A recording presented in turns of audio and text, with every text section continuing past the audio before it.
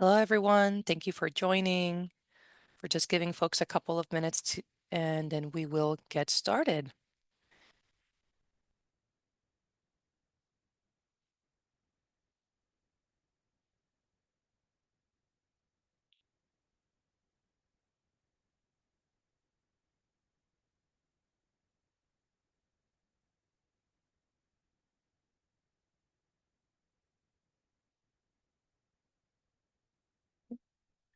Okay, I see folks are joining. Would love to know where folks are joining from if you could use the chat. I'm Helitz Villegas, and I manage the Forced Marriage Initiative. I am located in the Northern Virginia area. Joining me today as a co-facilitator is Genevieve. Genevieve, would you like to share where you're joining from? Sure, Genevieve Meyer, and I am joining from Indiana. Wonderful, thank you. And in just a little bit, we will talk a bit more about who we are and the work that we do. But thank you. Love to see folks joining from various places. And in the chat, we've also included information about listening to this audio in Spanish. We do have Spanish language interpretation. And so for those instructions, just please scroll up. You'll find them in English and Spanish. But I'll briefly name that if you like to listen to this audio in Spanish, you should be able to see a globe icon on the bottom of your screen, and you should be able to click on that and select the Spanish language audio. If for some reason there's something off with the sound, then you can mute the original audio, and that will help you to better listen to the Spanish language audio. Thank you. Oh, look, I see some folks from right here in the DMV, from Ayuda and other folks in Fairfax. So welcome and welcome everyone who is joining us from other parts of the nation. Really appreciate your time. We know that everyone schedule and I'm sure like Genevieve and I, we're very, very busy. I know Genevieve has been pulled in many directions lately and lots of meetings, lots of training. So thank you to all of you who are joining us today. We'll go ahead and get started to respect your time. And I'll just flag that this webinar is recorded and you will have the recording and can have access to the PDF of the slides once we are done. And so let's go ahead and get started. Again, I'm Helitz Villegas. I manage the Forced Marriage Initiative, which is a national program of the Tahereh Justice Center. Excited to be here with you all, with my colleague Genevieve Meyer, and a huge thank you to the Office on Violence Against Women who are supporting this webinar through our training and technical assistance grant. Genevieve, I'd love to pass it to you to give your intro and to share more about the work that you do in Indiana. Thank you, Helitz. I am Genevieve Meyer, and I am a child marriage survivor advocate. I currently reside in Indiana, and I work for an organization called Indiana Youth Services Association. We're a youth serving organization. We focus on youth advocacy, delinquency prevention, information referrals, and community education. The program specifically that I work with is the Indiana Trafficking Victim Assistance Program, and I'm fortunate to be able to move across the state to identify stakeholders and resources for trafficking survivors to provide education, collaboration, and improve systems for working together. So that's what I do. Thanks for joining us today.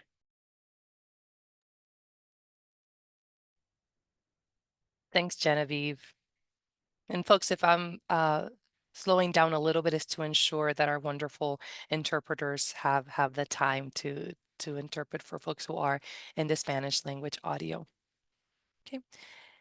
Uh, I see lots of familiar names, and so I won't go into deep detail about Tahereh, but if you're not familiar with Tahereh, we are an organization providing legal services to immigrants who have the lived experience of domestic violence, sexual violence, stalking, maybe honor crimes, human trafficking, and enforced marriage.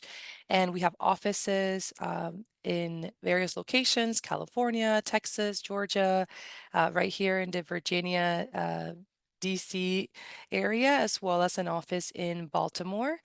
I am specifically going to be focusing on the Forced Marriage Initiative, which is the program that I manage. And we provide services to individuals across the nation, regardless if they are at a location where Tahari has an office. And so, again, that's all over the nation.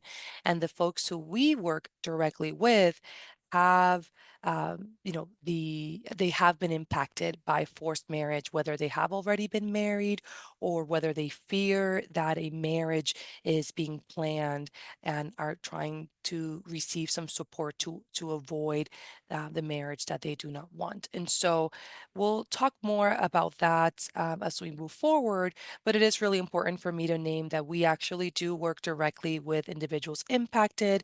You can see us as a resource for that case management support or to refer directly to our program. I'm here today to focus on our training and our technical assistance, which is what we're funded to do under the grant that the Office on Violence Against Women provides us.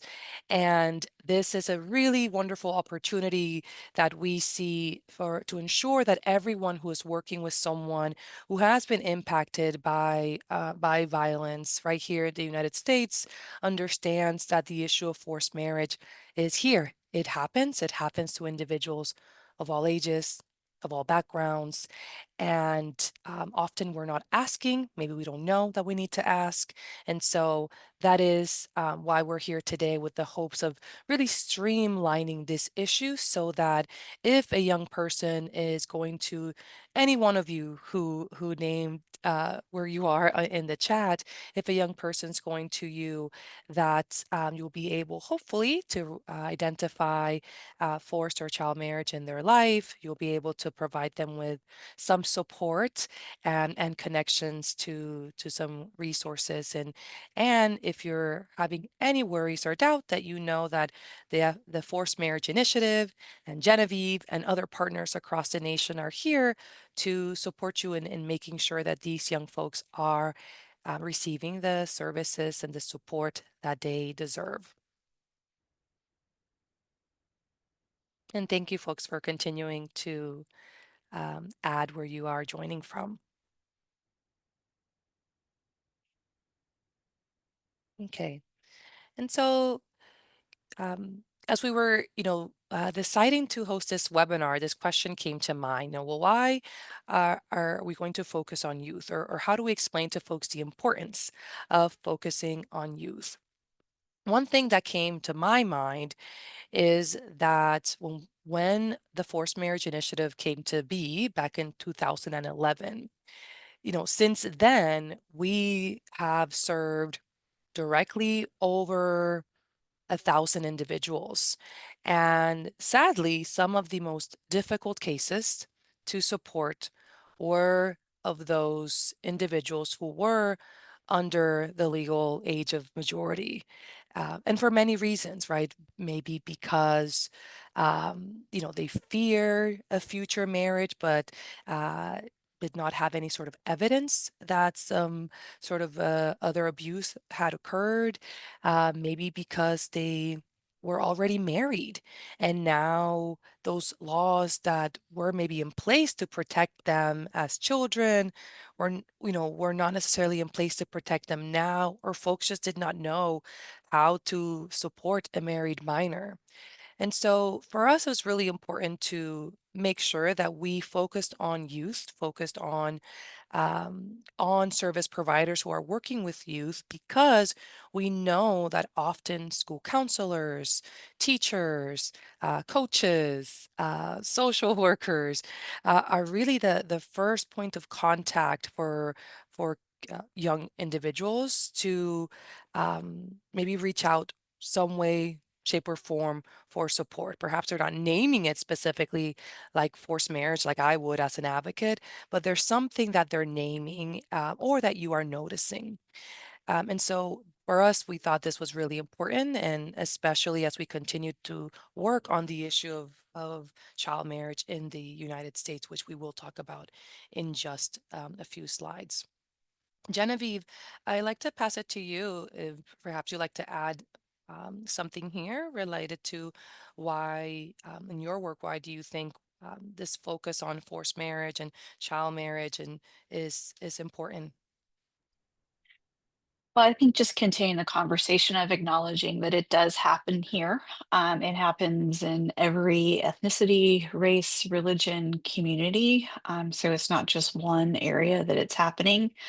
I think also, people realizing that it does happen and it's not necessarily a positive experience. I think a lot of times when we think of marriage, we think of it as a positive experience. A social status is something that you strive for and is, on your list of life achievements and goals.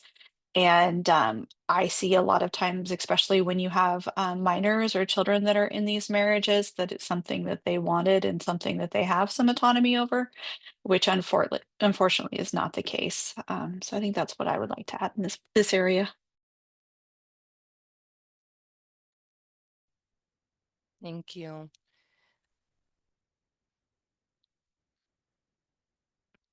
And so to continue that, conversation, what we've noticed from our work in working with minors who are at risk and in working with adults who um, were impacted by forced marriage as children is that they youth children age really is a risk factor. Often folks who are under and I'm being mindful because I know the age of majority is different in various states, but when we think about minors, I'm typically thinking of someone who is under the age of 18, under like the age of majority in your state, right? The ability to seek help on your own is often not something that's provided to you or something that you may even know you have access to or that you were even the idea that your parents can choose for you where you live, what you eat, what faith you practice, where you go to school, but that they're not supposed to force you into a marriage or a relationship.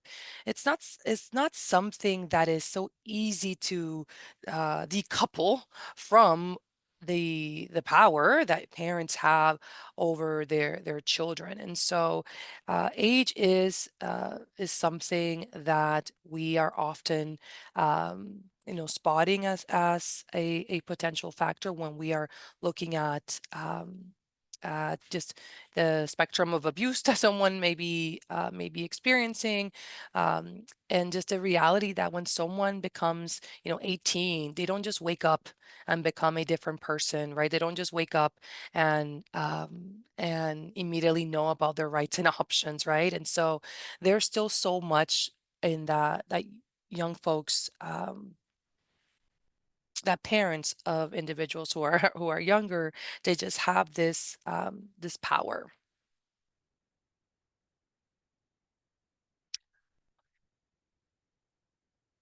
Yeah. And so let's go ahead and move forward. And if folks like to add anything in the chat about their work with individuals, if they themselves have worked with young people who have named forced, uh, maybe family violence dynamics that where the discussion on relationships have come up, or forced marriage has come up, or anything related to that, that would be wonderful to know who has worked with individuals at risk, or if it's come up in your work at all, or if this is new to you. So let's dive in, and in just a few slides, I will define what we mean by forced marriage. But when we're talking about individuals who have been impacted by violence, often we utilize, the term trauma. And I really like this definition by the Substance Abuse and Mental Health Services Administration because it does show us that trauma is not just a single event. It can be, but often we see a series of events, right? That or circumstances that someone has experienced That experience may be physical, it may be emotional, but it is harmful to them, right? It is life-threatening, and it does have these adverse effects on that person and how they function, right? Their mental, their physical, their overall well-being. And so when we're thinking about trauma, then I have to think about then the relationship between trauma and adverse childhood experiences, right? And how closely related those are to each other. Often, when we're thinking about adverse childhood experiences, we are thinking about childhood trauma, right? We're thinking about those stressful events that have occurred in someone's childhood, such as abuse, neglect, maybe dysfunction of the household. And again, those are experiences that have lifelong, lasting negative impacts on a person, on their well being, and really their overall development.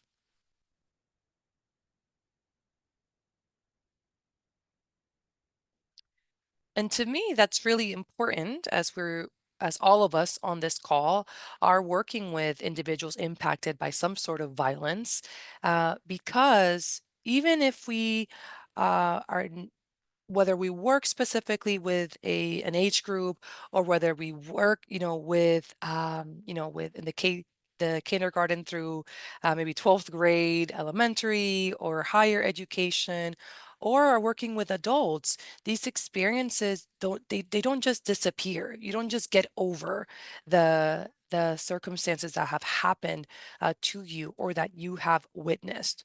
And so there is a great impact on people's brain, right? On their body, on the way that they interact with us as service providers, their ability to trust us, their ability to even recognize that there is a need for maybe intervention, for support, and that can actually challenge our own like ideas of what we need to do for a family or for a young person. That can also challenge or have a conflict with like maybe our own deadlines, right? All of our programs may have some sort of deadlines of, getting a someone from, point A to another goal, or step one to step five within a certain time frame.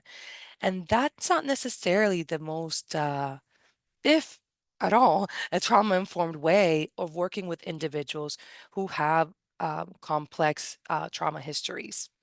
And so, um, I like to ground us in that as we think about the work that we do, as we think about those who we support, the way that they communicate with us, the way that they respond to, the tasks that we may be assigning, the goals that we are hoping to support them with. And when I think about providing, holistic services, I think about the reality that often we are not asking about forced marriage. Often in our intake, our assessment protocols, we are asking about marital status, but we don't ask about the onset of maybe that relationship, the onset of marriage, or how did that marriage come to be?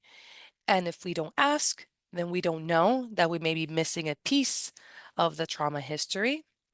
But I also recognize that sometimes we just don't know that these issues exist. So again, I appreciate all of you for being here. The more that we can work together to streamline this issue for folks to know that this type of abuse occurs right here in the US, then hopefully we will be able to ask fully and not miss that piece of that person's victimization or trauma history. Genevieve, is there anything else you'd like to add here? Or would you like me to move forward? Yeah, I think this slide is really interesting because we have this puzzle piece of forced marriage that is out and not necessarily connected to the other pieces, but all of the other pieces, domestic violence, dating violence, sexual assault, stalking, and human trafficking, are often all components of child and forced marriage. So when we're looking at issues, we're not just looking at forced or child marriage, but a lot of these other components either led to that forced marriage or are currently part of the experience that that person is dealing with that forced marriage. We talked about the ACEs. We talked about, multiple instances of trauma and what that can look like when we're dealing with our kiddos and our youth. In my experience with child marriage, a lot of the survivors that I've spoken with over the years were missed because they were the compliant kiddos, right? They'd already experienced a lot of domestic violence, possibly experienced some sexual assault, were incredibly monitored by friends, family, community members, and so they were, just taught to be compliant. I know that was my experience. I was a very easygoing kid. I didn't want disruptions. I tried to avoid, violent outbursts. I tried to, keep everything happy and smooth. And that was a component of how I ended up kind of easily walked into a child marriage. So just to back a little bit, I experienced a lot of adverse experiences in my childhood, including familial trafficking, and then ultimately was forced into a marriage, legal marriage, at the age of 15. My perpetrator was 43. He was facing criminal charges due to inappropriate actions towards me. And so it was just kind of an agreement that if he married me, those charges would not be pursued. He thought that was a great idea. And so rather than him getting a sentence, I basically got a sentence. But two of the things that made it probably a little easier for this to happen is number one, I wanted access to education. Like I wanted to go to school and I wanted to learn. And I understood that that could be, a step to get me out of my situation. I also had experienced violence in my home from as early as I can remember. And it didn't look like the marriage that I was potentially being stepped into would be as violent as my home life. So I was incredibly vulnerable, and in my child mind of not understanding, really what marriage is, especially the physical aspects of that, it looked like a better option as I was promised I can continue my education and I would possibly not be assaulted and abused anymore. So I think those are important components there.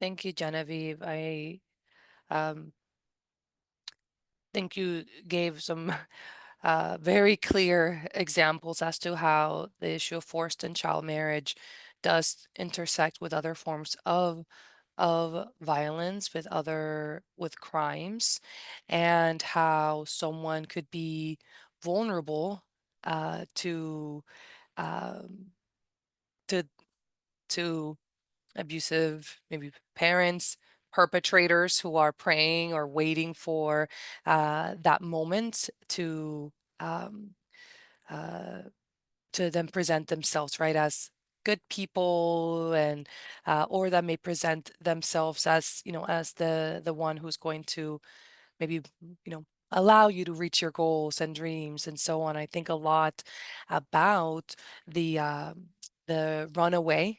Uh, Youth that we have worked with, and the sadly the folks who they have encountered along the way who have not always been the most helpful but present themselves in that way. And then of course there's the stigma that they now carry as youth who have ran away. And so I know we're going to touch upon that a little bit further, but again, thank you so much for your sharing, and of course also of your sharing of your lived experience. As I'm going to move us ahead, and again, folks, if you find me slowing down, it is to ensure that our interpretation is going smoothly for those folks who are in the Spanish language audio. And so that is on purpose to make sure that we are capturing that, and all colleagues on the line can receive the information in the way that it's truly best for them. And so throughout this webinar, we have already named the words forced marriage several times, and I do not want to assume that we all are thinking about this in the same way. And so the next couple of slides are going to briefly walk us through what we define forced marriage as at the Tahirih Justice Center, and what we don't define it as, and what we view, uh, how we view the importance of consent in the entire process. And so I see that there are some folks in the chat. I can't quite see what's there, but Genevieve or Shauna, if there's anything that you would like to uplift, you're welcome to do so. I'll go ahead and start with the definition. And so at the Tahirih Justice Center, we define a forced marriage as a marriage where one or both people do not or cannot consent to the marriage. Typically, this involves force, fraud, or coercion. At Tahirih, we do not define or we do not equate forced marriage with an arranged marriage.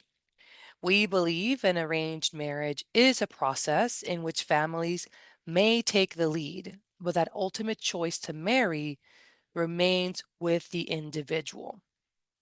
Choice, consent here is key. We are not so caught up in the language that an impacted person may be using. I think similar to those of us who maybe work in the domestic violence setting, right? An individual impacted by domestic violence may not name their situation that, right? They may talk about the abuse that they face. They may talk about the person who's perpetrating abuse or the acts that have occurred. And so we know that at times some of this terminology is, advocate talk, for lack of better words, right? And so we're not, and I hope that you all are not so caught up in the language. Someone may say, may call your hotline, may call your center, or walk in and name their abuse as arranged marriage, but we really have to listen for, well, what exactly are they naming, right? Are they naming a process where there is consent or not, right? And so that's really important because folks name their situation in many different ways. They may talk about a love marriage, they may talk about a chosen partner, not chosen, they may call it arranged. And again, what we're really listening for is that full and free consent. We were very fortunate to receive this graphic, which was provided to us by Vidya Sri, a survivor who was at Harvard at the time that she worked with Dirakshan Raja, who was at the Urban Institute. And together they came up with this continuum that helps us to better understand how someone could find themselves in an arranged marriage process that may shift to a forced marriage. This is a very helpful image. Uh, it is not a perfect image because, you know, the the way that a situation can progress, it's not always in this linear way, right? Folks may find themselves, in, maybe stage three, in questioning the process and intent, and maybe that questioning for that particular family moves right into, that stage seven, right? Being denied the right to refusal. And so it's a wonderful image to, again, helps us to see how an arranged marriage could become forced. But again, it is not to say that every arranged marriage is a forced marriage, because again, choice and consent is part of the arranged marriage process, or it should be. Otherwise, then we're talking about a situation, right, with no consent. And now we're talking about potential force, that fraud, that coercion, utilizing tactics to get that person to comply. Often those tactics being coercive, abusive, or harmful acts. And so when we're thinking about marriage and when we're thinking about consent in that marriage process, that means across the board. And so it is about the person being able to express their opinion, express those opinions without fear fear of negative consequences. It should be a yes about the idea of getting married. It should be a yes about, uh, you know, the person they're being introduced to, right? That person is a yes, again, able to express their wishes, and also about the timeline, which is one that often we have some larger dialogue in other, presentations, because timeline sometimes is forgotten, right? Someone can say yes about wanting their parents involved or family members involved or their church involved in their marriage process. Maybe they're happy with the person who they're being introduced to. Maybe they like the idea of marriage, but they want to finish high school, but they want to go to college, right? And so this timeline of it has to happen now. No, they're not okay with that. And in not being okay with that, now there's some negative consequences, or there's something that now you're fearing, and perhaps you're not willing, or able to truly express your wishes because you fear something is going to happen, right? And so again, that lack of consent looks like force, it looks like fraud, it looks like coercion, it can look like, um, folks maybe utilizing an intellectual or developmental disability, to, marry you off, for lack of other words, right? To kind of wash, their hands off of this, and just give that, load, for lack of other words, to someone else.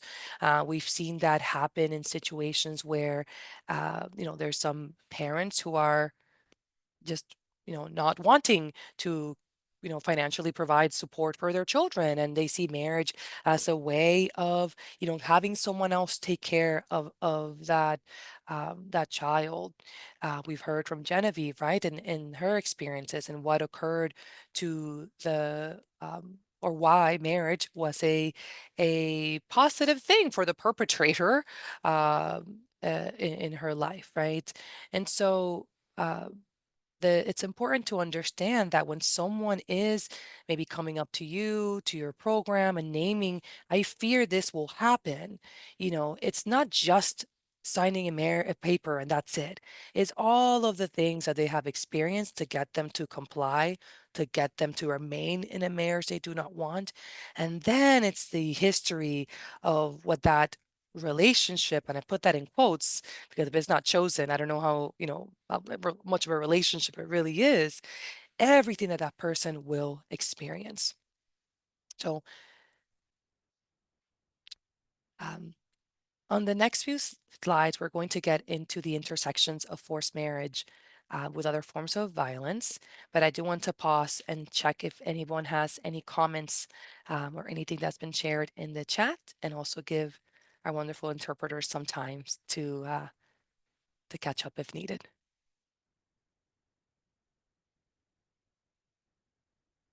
Yeah. Okay. I'm not seeing anything, so I'll move us along. And so forced marriage at the intersection, yeah, Genevieve did a wonderful, job earlier, naming, that puzzle piece, right? Naming how, we are now more aware of how the connection between these other crimes, right? Like stalking and human trafficking, rape and sexual assault, with maybe domestic violence and family violence.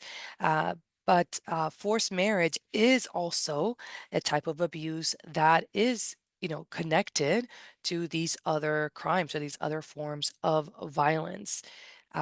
It's I can't think of, gosh, the large majority of the individuals we have served in our program have named, child abuse, or have named some sort of, um, feeling like there was some sort of a grooming process or ideas that were given to them since they were children, as it related to marriage, whether it was, because of religious reasons, or just their family, or the way that marriage just took place in their family, was, a process that occurred early. And so I think it's really important to name that, because, often we, when we're working with youth, when we're working with children, uh, you know, they they grow up and then we're treating them, as, adults, and then we're expecting so much out of them, not necessarily um, remembering or emphasizing the importance of like the reality that they may not have had some sort of like recovery period or support or folks in their life early on to help them be what we would think as like functional, adults capable of doing, basic tasks. And so in thinking about, forced marriage, yes, forcing someone to marry, yes, of course, that is abusive. But the reality is that this does not happen on its own. The forced marriage abuse occurs, in before the marriage even happens to get someone to comply. We have the marriage itself, which often it's really naming a huge power and control, a loss of power for the person who's entering into this marriage that they never wanted, right? And a huge power gain or control of the person who is now in many cases for children, like the guardian, the person who is going to make all the decisions for that young person, who is going to determine if they go to school or not, potentially if they're allowed to work or not, if they're allowed to leave the house or not. In some states, even that adult spouse does have the rights that a guardian has, right? And so it is very complicated for young people when they find themselves in these situations, marriages that they did not want. And even in situations where folks may have wanted to enter into marriage, sadly, we know that the data shows that is not, those marriages are not as successful, and that particularly girls face a lot of negative consequences. And so, as we think about our work as advocates, I know that when I worked at a domestic violence and or sexual assault shelter, I never asked about the onset of marriage. I never asked about how marriage came to be. I knew about domestic and family violence. I knew about abuse that could happen within a marriage. I asked about marriage and relationships, but I never asked about that. I never asked about how did the marriage come to be. And, when I think back now with the knowledge that I have, I'm confident that I've worked with individuals who were facing this type of abuse, and that I truly did not provide the what I thought was, the holistic services that I was giving to them. And I think that's really important as we think about our own intake assessment protocols. How are we spotting this issue? How are we supporting folks early? And for those of you who are working in that prevention space, I think when we think about forced marriage, when someone has not been married yet, but they fear it's going to happen, or they just know it's going to happen because it's just how it happens in my family, or here's how I know, that's a very unique moment of prevention, a very unique moment to prevent a future sexual assault, a future unwanted pregnancy, other violence that that person may endure. So that is why, we're here today to ensure that this issue is streamlined. So when young people are calling or when they're naming, hey, this is going to happen to me, that together we can support them so it doesn't have to be that they have to face the abuse to then be able to receive services. And so I'll move us along um, because this is a whole training in itself, and we've done a training on the intersections before. But to highlight a little bit more on child abuse, often when we're working with individuals, who are youth, they may not necessarily have evidence, and even in situations where folks have had, some like physical abuse, it may not amount to the level that the systems are needing to provide maybe further intervention and services. And so in thinking about if a young person is naming fear of marriage, it is really important to name or to ask, what are the tactics? What is it that has happened that leads you to fear?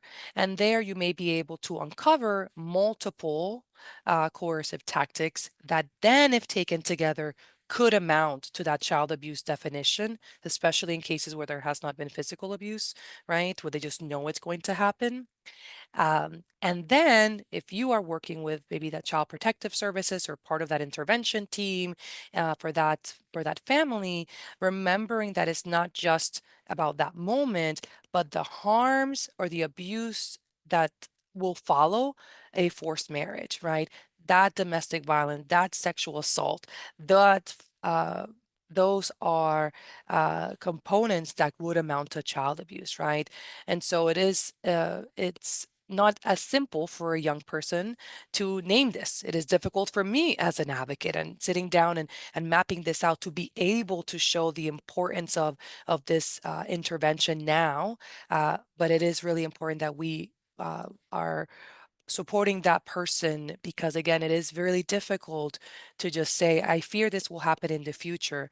Often that young person is not going to name a fear of future sexual assault, right, in a marriage. Often they're not going to name a fear of uh, I don't know, being taken abroad and abandoned, right? A fear of, unwanted pregnancy or all these other things that may come up.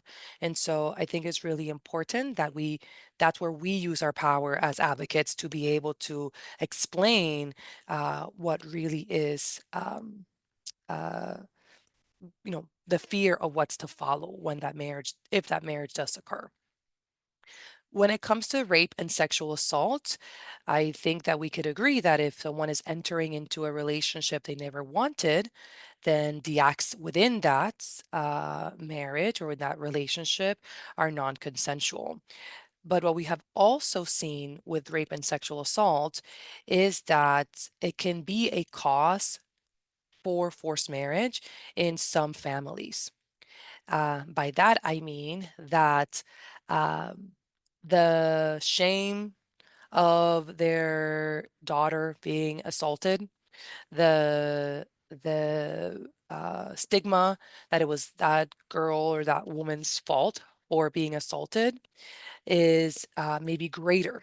And that family may truly believe that marriage is what's best for that person to spare their marriageability, to spare the marriageability of other siblings, to spare the family reputation, and in some cases, potentially to spare that perpetrator who assaulted that woman or that girl, right? Perhaps they are of financial means, perhaps they are a religious leader known in the community, and so it is important for me to name that rape and sexual assault is not just a consequence of a forced marriage, but can be a cause. So if you are an advocate working at this intersection, important to think about when we ought at times sometimes we think about what our folks support system and who do we contact, and we can have a lot of assumptions as to why someone's not calling their family, but this is one where that we have seen be uh, very present for individuals who may not want that family support if they're assaulted because of the consequence that they're going to face relates to forced marriage, maybe travel, and so on. I think domestic and family violence is pretty clear. When I truly believe this issue fits very neatly in the issues of domestic and family violence. Often the perpetrators are using the same tactics that are just that are common in the when we think about power and control and the minimizing, denying and blaming, using maybe of children, the financial abuse, spiritual abuse, right? It is often this is the case, and so um, I won't go into too much there for the sake of time. Similar to stalking, the one thing that I would say is that often in cases involving stalking, what we are seeing is this use of the natural proximity to a person. So if you come from a community where maybe all of your, maybe it's multi-generational household or households, right? And maybe you are always together with your cousins, your siblings. You walk to school together. You walk to the library together. You're allowed maybe to ride a bus, but only if you're together. Perhaps you are allowed to work, but only in your uncle's store, right? And so this stalking looks really different because what can seem like caring behavior, like checking on you, like maybe giving you a phone or some sort of like air tag to make sure that you are safe when you're walking home, at night. It's using that proximity to always let you know that you're always being watched. There's always someone there that can report back. And so this is one that takes another, I think, set of skills and are using all of our skills to really explain to folks that that use of natural proximity is to then report back. It is to know what you're doing and to really limit your ability to seek help. And this happens can before the marriage take place, during the marriage, or even after. Now, dating violence is one that has not been talked about so much in this space, but I do think it is incredibly powerful because we have seen uh, dating violence manifest in various ways. We have seen um, this flip from maybe like chosen partners that when a woman or girl wants to maybe end that relationship, then turns into this coercive or this abusive relationship, and that person now is using what they know about you, about your family, to get you to remain in that relationship, maybe even all the way to and being married, right? So something that may have started as a love relationship, a relationship you wanted in your life. Perhaps it started that way, but it was secret from your family. Well, that person knows that, and they do not want you to end the relationship. And so we have seen this occur alongside threatening to share like images or messages, things that uh, will cause the person to have deep fear for what their family would do, that then keeps them in this unhealthy relationship. And so this could also be uh, a tricky one when sometimes those perpetrators may be minors. Is someone who is an unhealthy dating partner and also happens to be, to be a minor making those threats. Genevieve, if there's something else here under dating violence that you wanted to expand on? Yeah, so what I've seen in my space, especially with underage relationships, is sometimes you have a relationship that maybe wasn't appropriate to begin with, but didn't get caught. So, the minor is very young and is dating essentially an older person. And maybe, and we see from experience, a lot of research has shown this, that sometimes when you have that dynamic, especially young girls can be pressured into sexual activity before they're ready, which can result in a pregnancy, right? And so, marriage sometimes is seen as that alternative when the relationship is discovered or there's a pregnancy of, keeping that relationship together. And so they can receive, pressure and force or embarrassment to stay with that person, even though it's clearly an unhealthy relationship and an unhealthy dynamic. So even if you're in a relationship with someone and initially it's consensual or it's a love match, that can change, right? But you have that power imbalance. So while the adult in that relationship can move on and have some autonomy, the child in the relationship is always going to have that power imbalance. They're not necessarily going to be able to leave. They're not going to be able to access a shelter. They're not going to be able to have a bank account in their own name. They're not going to be able to maybe even consent to health care and family planning services. Usually the place is in the adult's name, right? A minor can't go and rent an apartment, right? And so they may have to be stuck in a relationship for a while, even till they reach the age where they can have those things happen, which is going to further cause additional trauma, additional abuse, and potentially additional pregnancies that are unplanned or unwanted, making it even harder to be able to leave that relationship.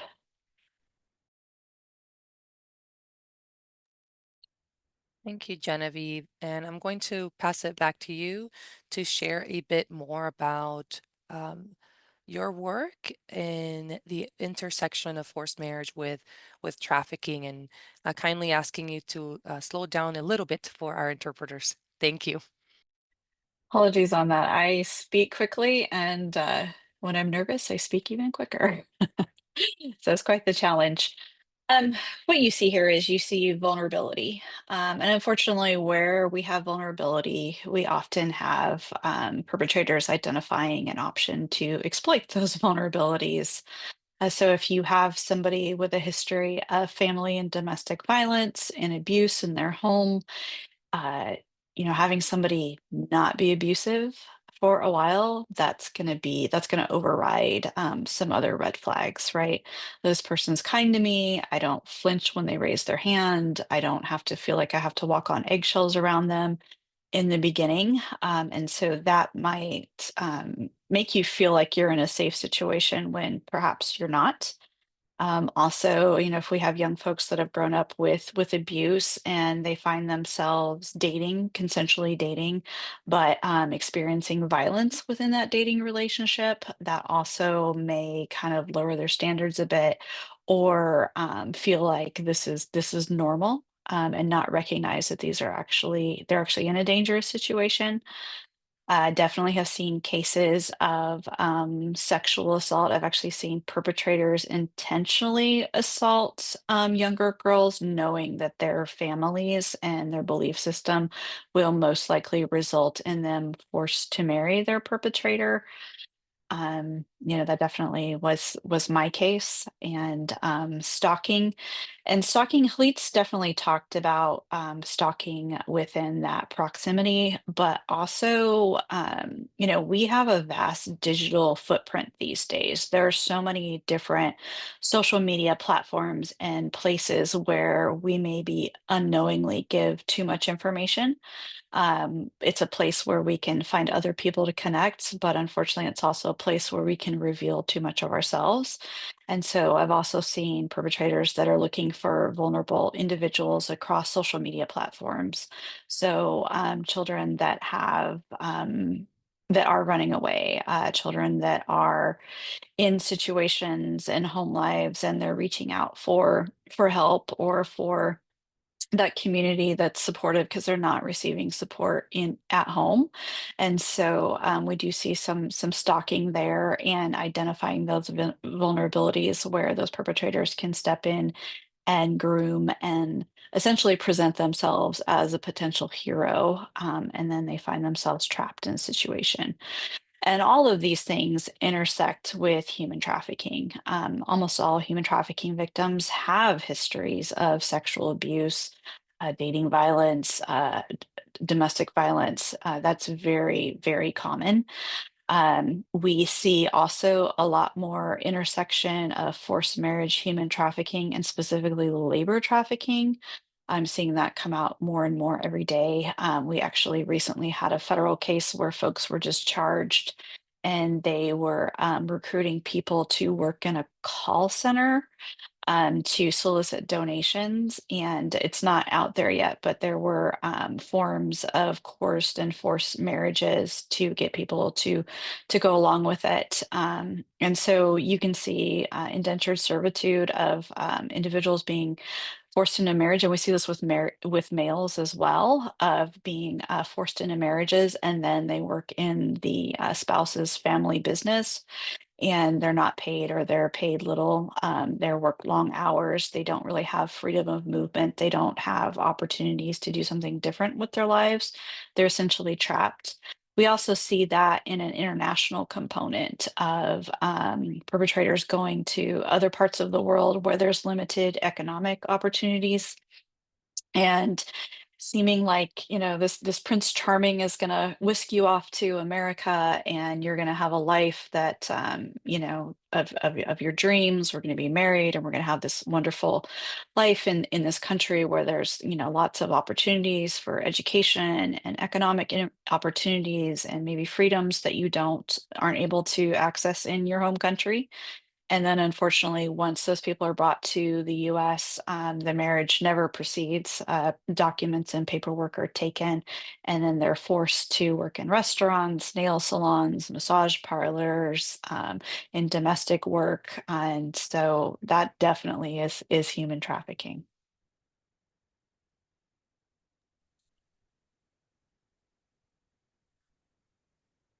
Thanks, Genevieve. Um, and forgive me if I missed it, but I found it really interesting from our conversations when you were naming the forced marriage and trafficking components of young um, men and boys. And could you share a little bit more about that? Yes, so of course we look at the numbers and we see that child and forced marriage disproportionately affects the women, but it does also affect men and boys, similar in the same ways of that continuum of arranged marriage, right? You can have girls that are, families are looking for their spouse, but also there's usually a male where families are looking for that spouse. And so there might be some financial gain. There might be a status, right? If you marry into this family, then we'll all be lifted and we'll have a higher status within our community. And that absolutely can happen with boys. And so, maybe you have a young man who wants to go to college and he wants to do something, or wants to do something beyond what his family would like him to do. And so he may be put into a marriage. We also see that in with our LGBTQ youth of, just moving outside those norms. And I've also seen it with males with disabilities trafficked for their benefits. So they marry into a family and maybe don't have the cognitive capacity to consent to that, and now that family is able to access their additional resources that come with having a disability. And I've also seen that with mental illness. So rather than receive treatment for depression or other mental illnesses, they are just married off as a potential solution to that. Thank you. I appreciate you naming. I know that we're of course focusing on women, on girls in this webinar. Often there's these additional consequences of marriage for women and girls, but I do think it is really important to name that this is an issue that can impact individuals of all genders and backgrounds, and that the intersection with the different crimes also is so case specific. I appreciate you naming this piece on how you're noticing trafficking and folks, particularly boys, trafficked for that physical labor, um, and at times other expectations as well. Um, Let's move forward to talk a little bit about child marriage. And so, would you like to continue with this slide here, Genevieve? If not, I can. Up to you. Sure. Yeah. So the majority of child marriages, they do involve younger girls and older men. So I encourage anyone on this call, since we do have service providers that are across the country, to make sure that you not only understand the laws in your state, but also adjacent states. So sometimes if you do a quick Google, it'll make it look like it's nobody can get married under 18 in your state. But after we have exceptions for pregnancy or judicial approval or just parental consent, those ages can be much younger and even not have an age floor. And then even if your state is an 18 no exception state, the states around you may not be. And I bring this up because in my case, I did reach out. My mother started, I was actually 14 when the process started of my mother trying to marry me to this adult man. And I actually did reach out to a few adults and said, "Hey, I don't want to do this. I don't love this person. This is not something I want to do." And a lot of the response that I got was, "Well, kids can't get married anyway. So it's just, your crazy mom doing something crazy." And they didn't feel like they needed to step in. And unfortunately, 30 years later, I see this happening again, of just folks not being aware that it is actually something that can be accomplished either within their state or within adjacent states. Another misconception with child marriage is that it's just two lovesick teenagers, and isn't it cute that they found each other so early, and they're going to have a long happy life together. Why wait? And but our research shows that it's often young girls married to much older men, and in almost all of those cases, outside the marriage there was actually a crime that was committed, and so rather than those perpetrators being held accountable for those crimes, those girls are essentially entered into a jail sentence or prison sentence themselves. And then always, also, like I said before, this isn't exclusive to one race or religion or community. It happens all across them.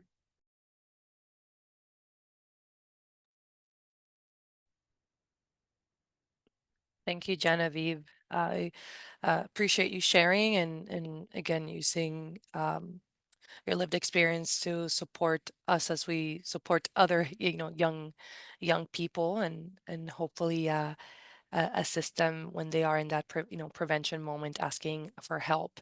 Um, and so, at Tahare, we do not say that every child marriage is a forced marriage. There's no way for, uh, I don't think there's a way for us to truly say that, maybe there are two 17-year-olds who truly do want to, get married, who truly are wanting to go down that path, and they may not be forced. Um, eh, but that doesn't mean that the data shows that they're going to be successful or that there are going to be healthy relationships or that it's going to be, Genevieve mentioned this beautiful, loving situation.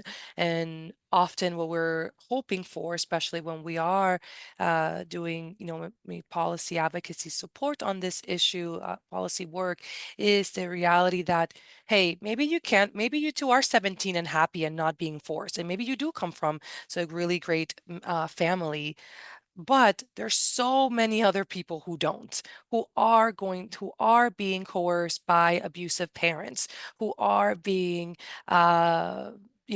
placed in these situations that intersect with trafficking, with family violence, with sexual abuse, and waiting. We see that the data shows us that waiting honestly is best. I saw that Jocelyn named that Missouri did end a child marriage this year. Yes, they did. DC is another area that was this year, and I'm forgetting someone else, and I apologize for that. But the states and DC are on the screen, and we're very proud of the progress that has been done. That's not to say that other states have not taken steps to end or to limit or reduce child marriage. About 37 states have taken some sort of action since we started this work, and we know that every year we're seeing, more progress, and we're seeing advocates like Genevieve and other survivor advocates who are leading, you know, movements in their states or the states where they were married to end this sort of abuse. The reality is that even in places where, minors do have more rights, or that maybe there's emancipation, or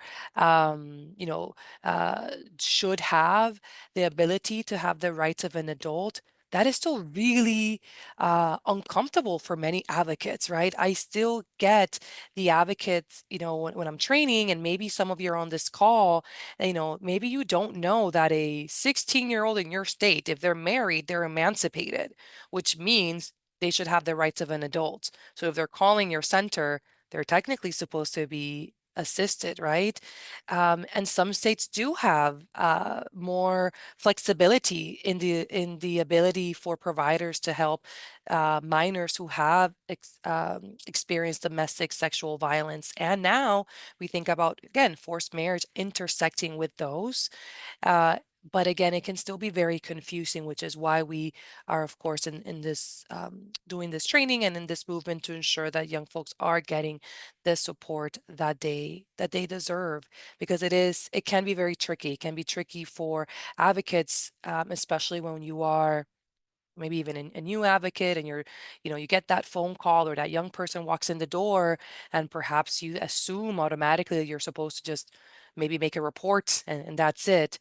And so I'm always wanting for folks to think about, what exactly is there something more that you can do for that person, right? Can you give them a resource? Can you give them a connection? Um, because it's needed. It is that lifeline. They may not have the opportunity to reach out again, and you turning them away, or your colleague turning them away, that's maybe, I mean, they may not reach out again for years, if ever. At least that's what I've heard from other folks who've called our program, who've said, "Oh yeah, I called, 5 years ago. I called this hotline, and they said they didn't work with people like me, and that I needed to call something else, and I just gave up." And so it's really important that we take those moments, and know that that may be the only chance, the only opportunity. And again, highlighting those opportunities for that prevention piece, right? When someone just knows this will happen, but it hasn't happened yet, how can we emphasize that future abuse that's going to happen when in the work that we do, so that they can get the services and support now and truly prevent that future abuse, right? And so we've named it already, but the research right here in the US specific research does show that the impacts of child marriage, whether forced or not, it shows that marriage of underage marriage does carry significant risk, and it does have devastating and lifelong harm.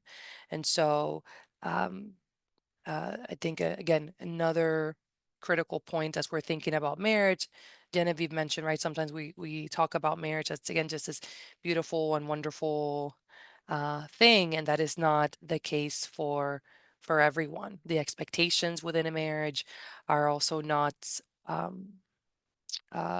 one that many minors who I've worked with have named, like, oh, they didn't think about it in that way. They thought, well, maybe I'll just get married to appease my family, and then I'll continue to go to school, or I won't get kicked out. But then what are the expectations of that marriage? Thank you, Aileen, my colleague from the Atlanta office, who named specifically the states and the district that banned child marriage this year. Thank you so much. And so as we move on to discuss, I think, best practices for providing support, I do think it's really important that we continue to emphasize that every case is different. There isn't just one face, one age of this abuse. Every experience is unique, even if folks are of similar culture, of similar background. And that means that the safety plans, the options that we offer, they may also be different. And I know that that can make like our jobs much harder. Maybe you want, a resource list, and we can give you some pointers. We certainly can give you a guide for how you can enhance maybe your intake, your assessment protocols.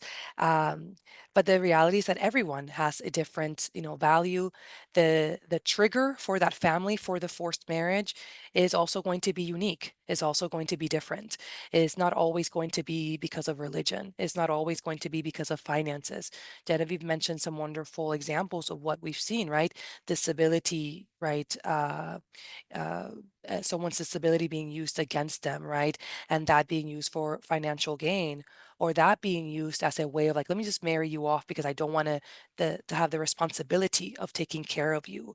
We also have seen folks who are not necessarily complying to the norms of what of their gender, and how that family uh, may seek solutions using marriage as a way um, of again protecting what they think they truly could be believing that they are protecting, their child.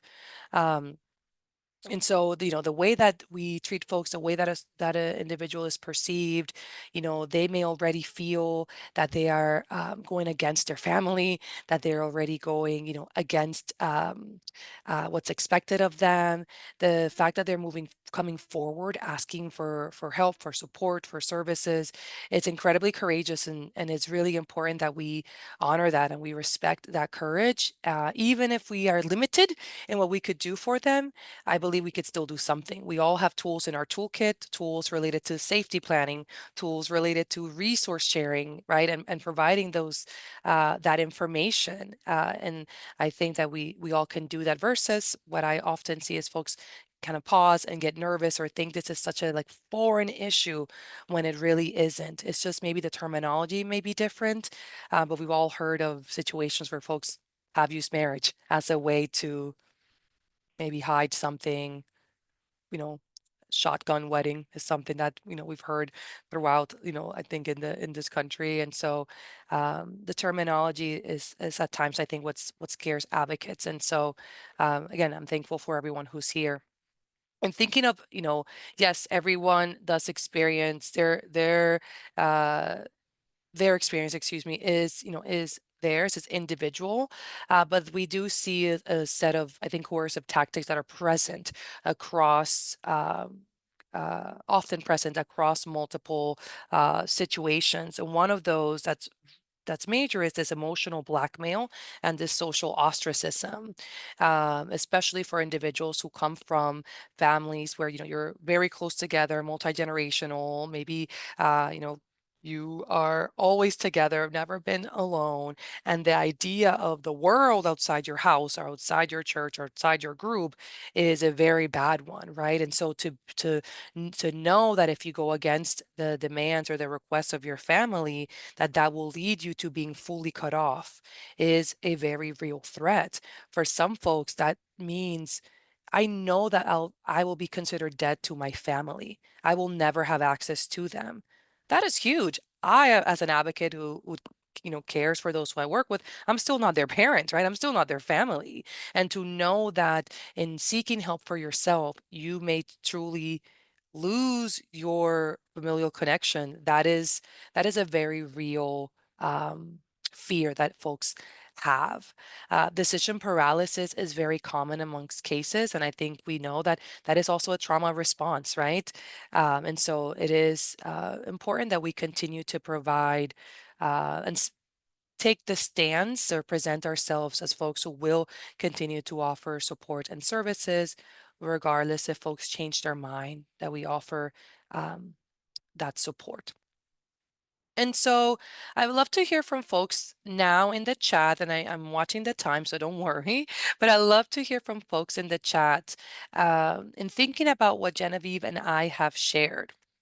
When you think about your own work, when you think about how you interact with youth, with minors, or maybe adults who have potentially experienced abuse as children, do you have any screening protocols, any anything in your current toolkit that would be helpful to identify forced marriage or to identify maybe children at risk of marriage? I would love to know if folks feel that they have any tools, or if you don't, we would love to know what could be helpful, because that is also part of the work that we do, right? And so is it more questions to include in those intake and assessment protocols? Is it a specific sort of training, or something else? I would love for folks to add some of their thoughts in the chat. And Genevieve, as I move forward, actually, if I could ask you, in the work that you've done in Indiana, could you share maybe some of the ways that you all are working in multidisciplinary teams and how you're including questions related to child marriage? Sure. So I think one thing that's important to realize is how isolating child marriage is. I know in my case, I did not continue on to go to school. I didn't play softball. My new spouse was very jealous and suspicious, so I was not able to hang out with friends or just go shoot hoops at the the public basketball court. He was always monitoring me. He was always fearful of that. That is not exclusive to me. That is very, very common.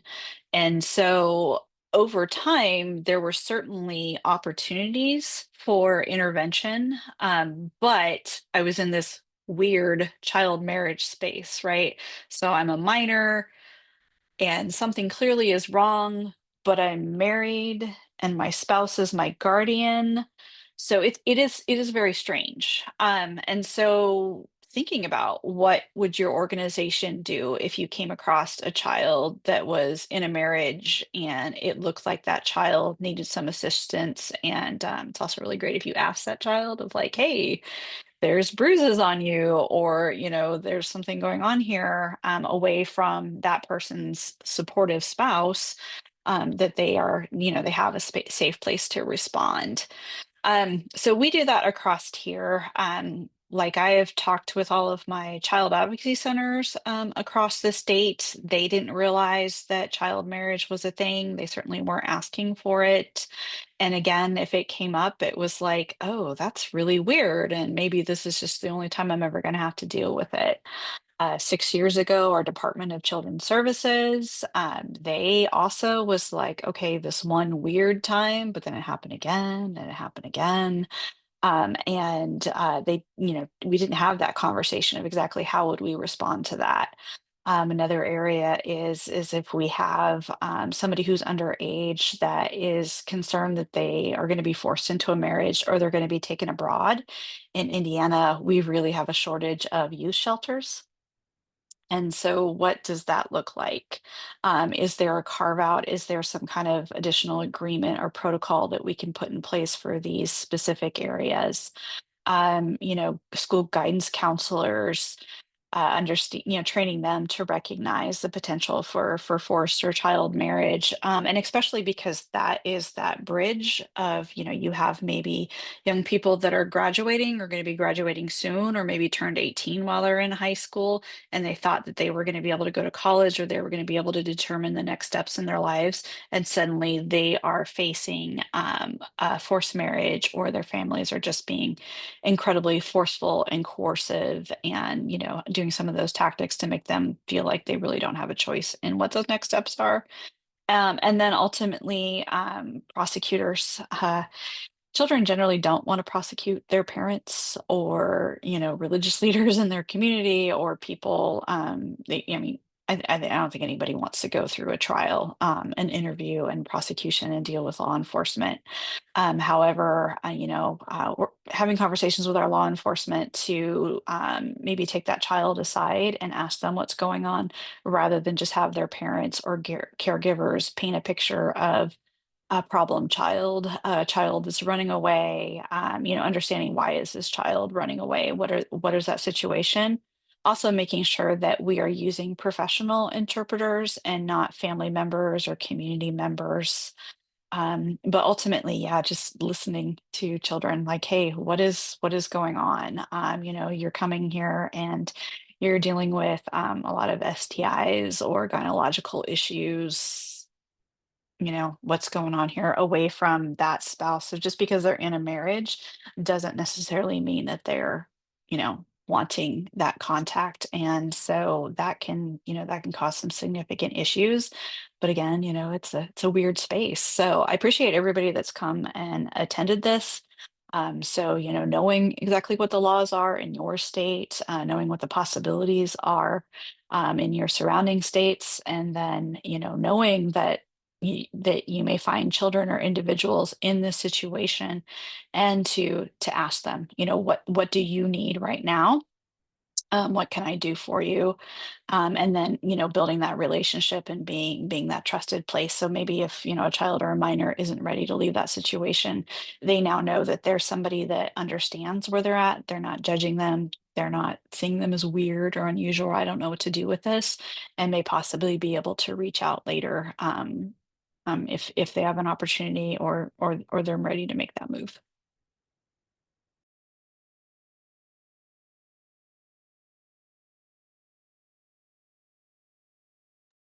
Yeah. Thank you so much, Genevieve. Um, I appreciate you naming and giving that expertise from really working at the that intersection out of supporting youth, children, that are also that are impacted by trafficking, and also how you're naming the intersection with forced marriage or family perpetrated trafficking, right? And marriage used as a way for that to occur, which again is not always the case, but it is really important for us to know and important to know, even if that's not the case that you have, but the potential, for that to be what comes maybe next, or the ability perhaps to use some of those trafficking specific resources for that minor.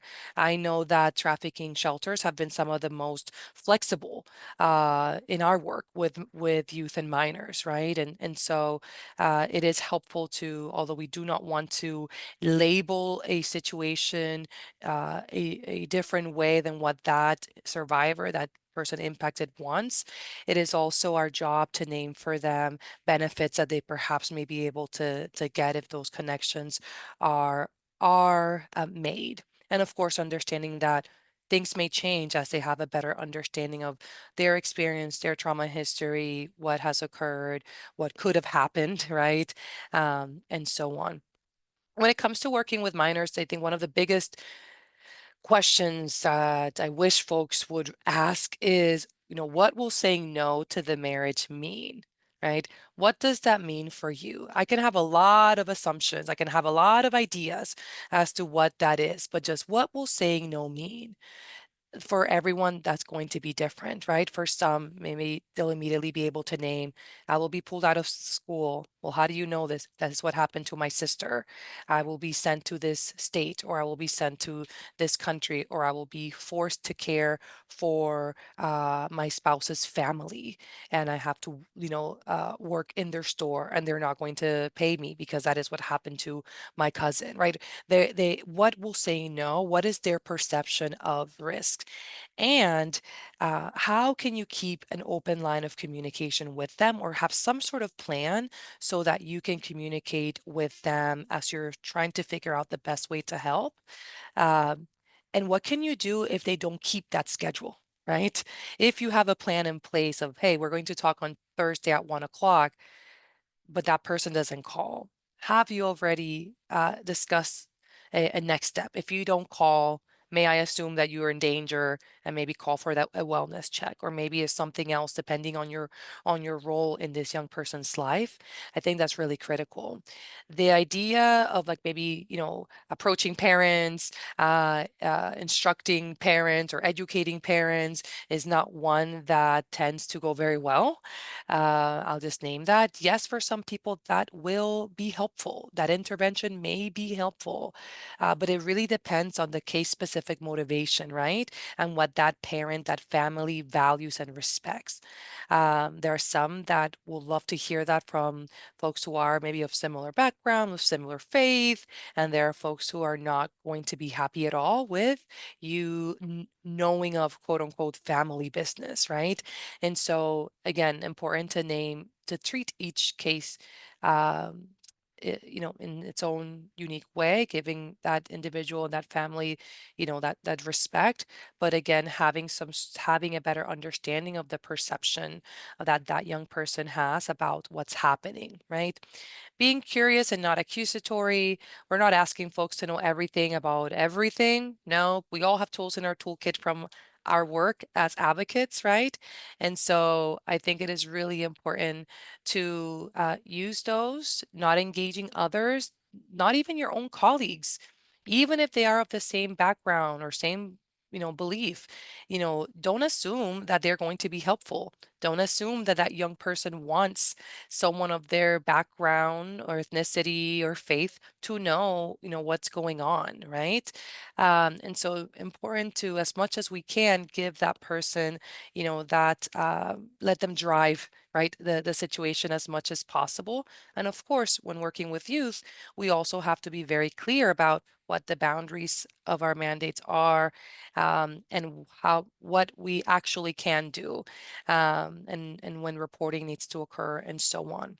And so these are some questions that you could ask. I'm also always happy to look at your own intake assessment protocols.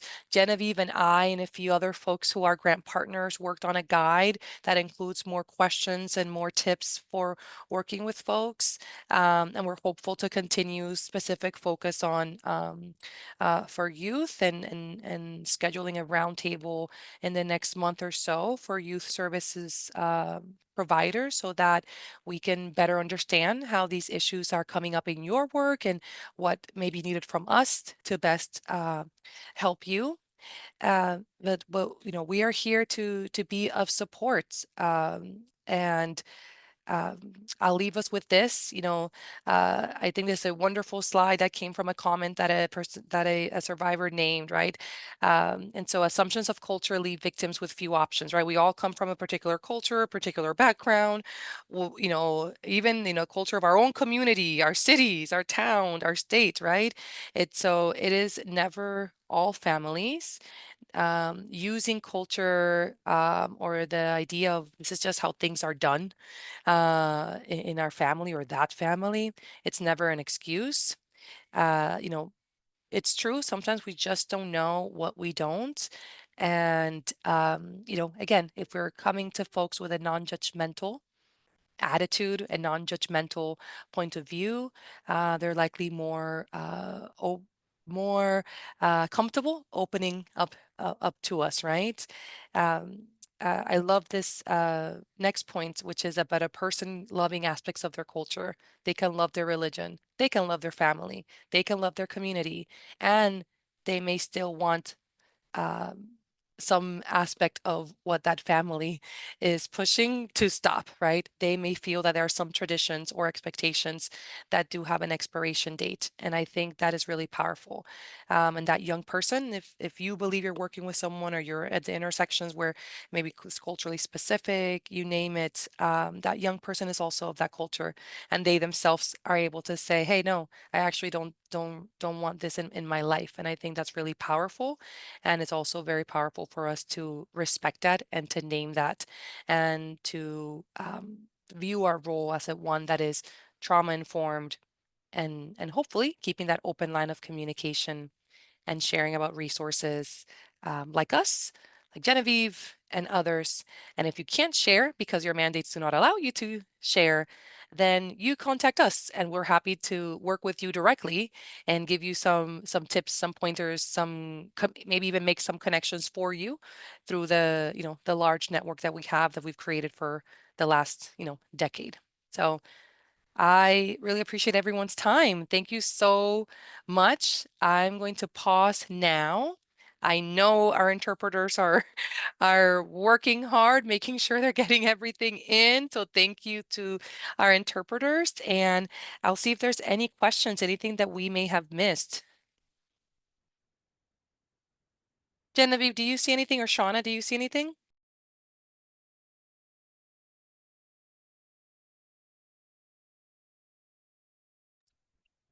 We must have explained things incredibly well.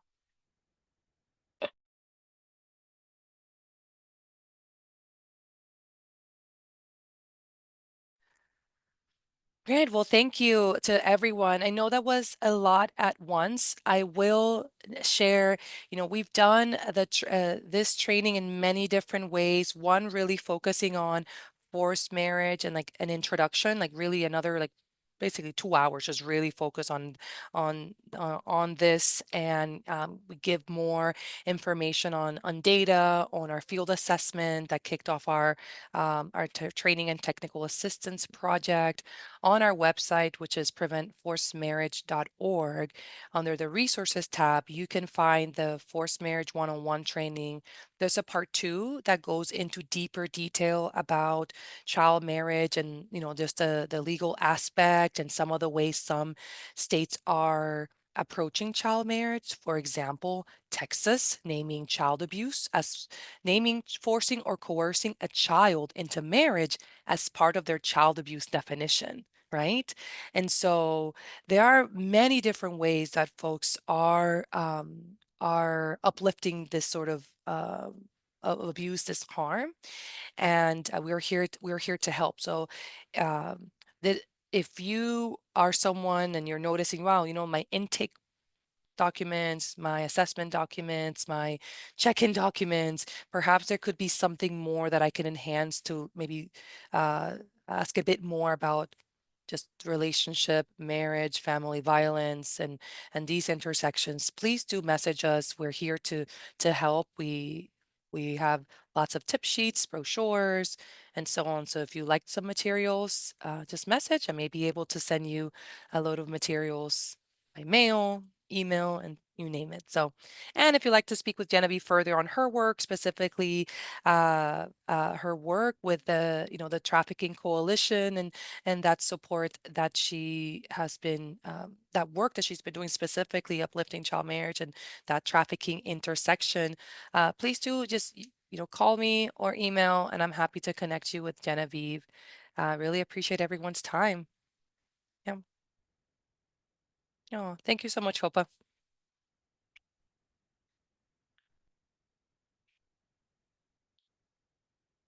All right.